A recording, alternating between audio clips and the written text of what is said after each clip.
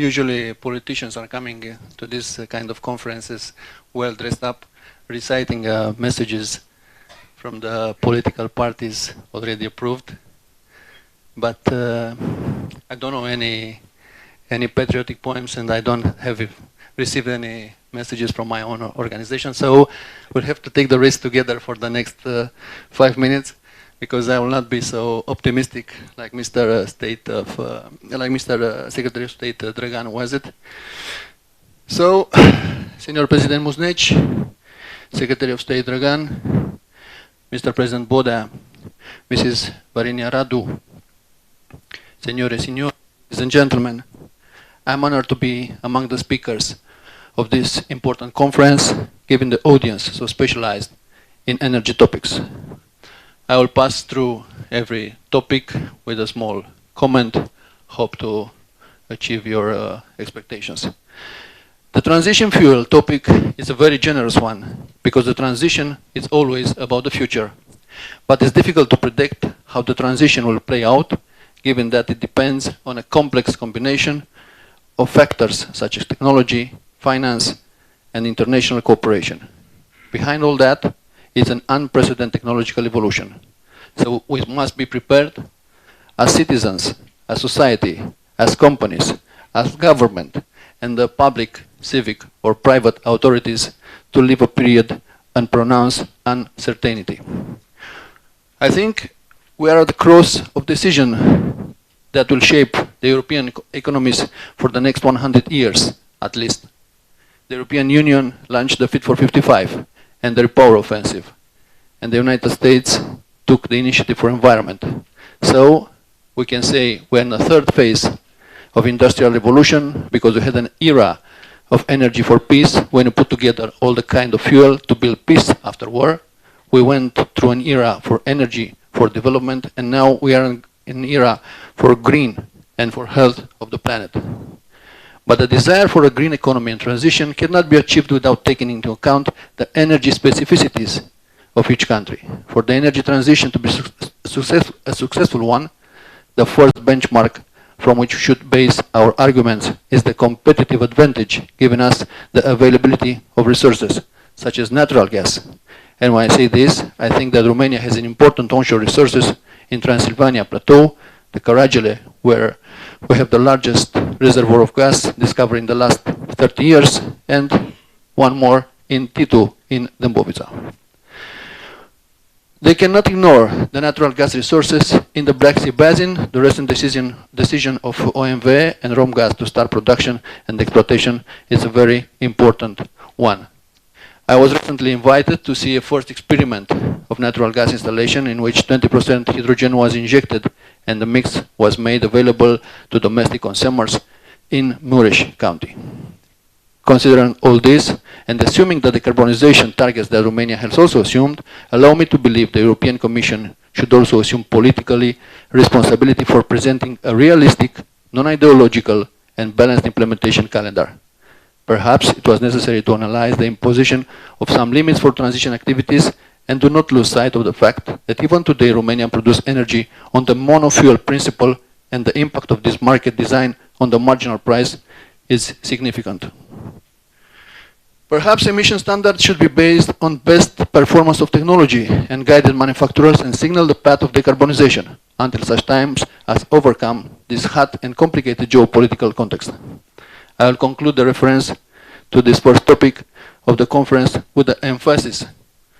Unfortunately, Romania does not have a country project, but the construction of this country project, these country strategies, must be seen as national project for the defense of strategy interest and must be built on the structures of Romanian energy and probably agriculture advantage. But for that, we have to do things truly and from the bottom up. We have to think about how to increase the technical level of those who work in the energy industry, which is very low today, and how we synchronize the school curricula with the need of the labor market, knowing the crisis of workforce labor is the most pressing crisis facing the Romanian economy. Related to the exploitation of the Neptune Deep, I'm coming in front of you with the pride, with the deputy that voted for this offshore law, and I want to say clearly from the beginning, no doubt, it's good finally to have the offshore law. I'm one of the supporters, but it's only the first step. It's a long journey and in the sharp way.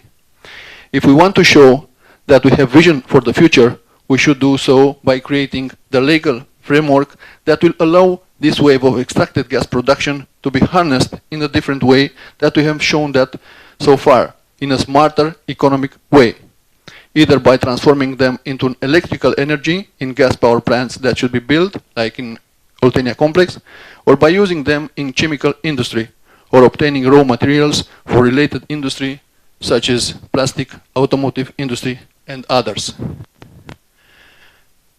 I will touch the point of royalties. The revenue from royalties and additional taxes that would reach the state could help the Romanian economy to finally take a step toward an unprecedented development through private investments. Investments are a vector of economic development, and I want to highlight something here. Do not make a mistake with which I've seen usually many leaders of opinion in Romania is doing. It's a difference between having economy growth and having an economy development. Taking this into consideration, because otherwise we'll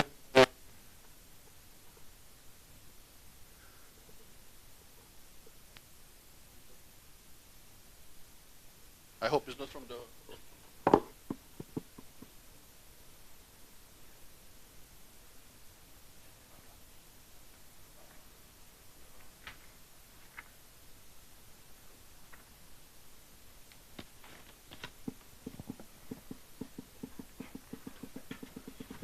Ambassador.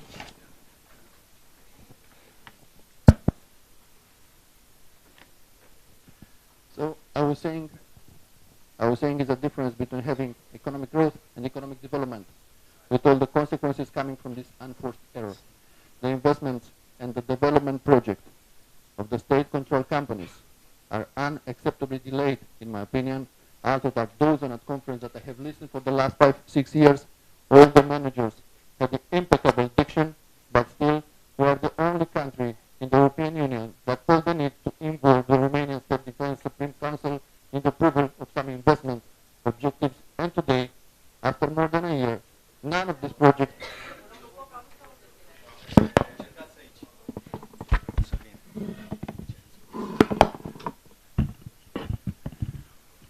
probably I was saying bad things.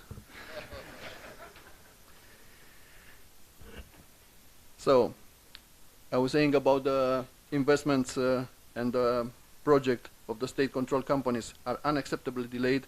Also, at the dozen conference that I have listened for the last 5-6 years, all the managers had the impact of diction, but still we are the only country in the European Union that felt the need to involve the Romanian State Defense Supreme Council in the approval of some investments objective, and today, after more than a year, none of these projects are in a working phase that would give confidence to the private sector and correct management of these assets. And this has an important impact to the market labor. In the Black Sea region, according to the estimate of the National Agency for Mineral Resources, we have gas reserves for approximately 200 billion cubic meters. We also have other onshore reserves, such as this in Caragele, estimated between 30 and 40 billion cubic meters. Today, the trending spot price gas is over 30 euros per megawatt, so approximately 7 billion euros. However, the energy crisis and the European Union efforts to eliminate dependence of the Russian gas most likely keep the price of the gas in a high level for a long time, and that makes Romania the most important player on the market gas producers in Europe. Related to the last topic, how can the investment be stimulated, and about the incentives, here I have a very particular answer, and I will answer in a different way that usually the politicians are answered to this question. I have already told you they didn't prepare me any speech, so We have to take the risk. Unfortunately, we have to admit that the significant political decision makers of the previous governments failed to management and the relationship with the energy giants like Enel and ČEZ. And for this reason, my political generation has a fight to do. We have to correct these perceptions. And the answer, believe me, is something much more difficult than we can give it to an incentive.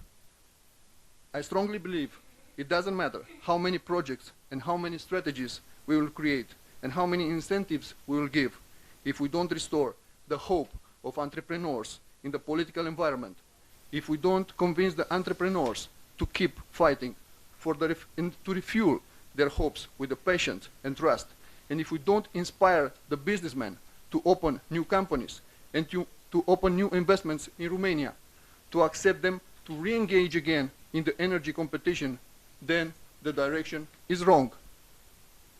It's also true the speeches don't solve all the problems. But if we don't do politics cool again, and important again, and relevant again, the entire economy is on the wrong way.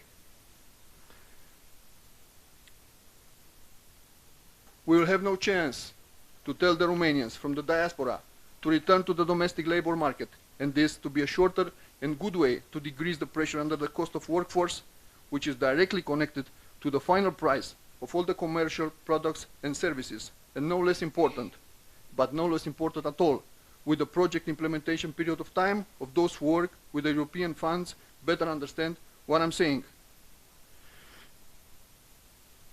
I'll make a short comment related to the shortage of labor market, because I was reading yesterday a report.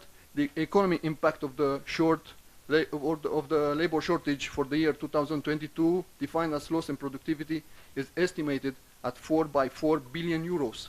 That means around 10% of nominal GDP growth in 2022.